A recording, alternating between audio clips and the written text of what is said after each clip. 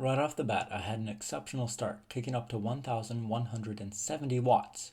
For reference, my maximum is 1,268 watts, so it was awesome to be pushing that much power at the start. The first section of single track on this course is technical in that the turns are hard to pump and the trees are cramped, but I managed pretty well. Right about now, my heart rate is 192 to 193. Before this race, I had a max heart rate of 198, and last year I had a max heart rate of 194. So this is full gas. The climb is on a new section of trail and the switchbacks are tight. It's difficult to maintain speed on this section, so you just have to sprint out of every corner. On this hill, I paid attention to my heart rate, and I think it limited me. I thought if I save some oxygen going up the hill, I'll have enough to carry a lot of speed on the top section. However, I only averaged 211 watts on the top section.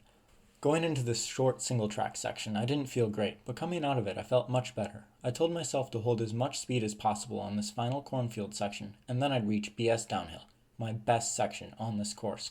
Leaving the cornfield for the final time, I focused on conserving energy, and my heart rate was able to drop under 190 in the woods. I also planned to try and recover on BS downhill, so I'd be able to give it my all on the last semi-uphill of this course. My descent of BS downhill was just about perfect, and my practice laps I'd done on it paid off in spades. I am proud of how much better my descending skills have gotten this year. I got a book that I highly recommend to mountain bikers, Mastering Mountain Bike Skills by Brian Lopes and Lee McCormick. It has helped me become much more confident and have a better understanding of my weaknesses and what I can do to work on them. I will leave a link in the description. The rest of the race was standard in terms of pacing, full gas. I was surprised they blocked off this bridge during the race. It wasn't there during the pre-ride. Additionally, they added some stuff under the field, but it wasn't technical, so I was fine. Going into the last section, I didn't care about going into an oxygen deficit and hit my highest heart rate yet, 200.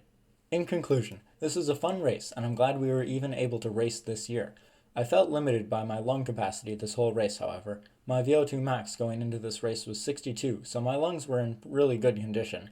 I think I'm going to focus on improving my economy in the off-season by lifting to focus on this weakness. I think my technical skills could also be improved by reminding myself to get out of the saddle more often, but even so, in this race, my technical ability is much better than last year.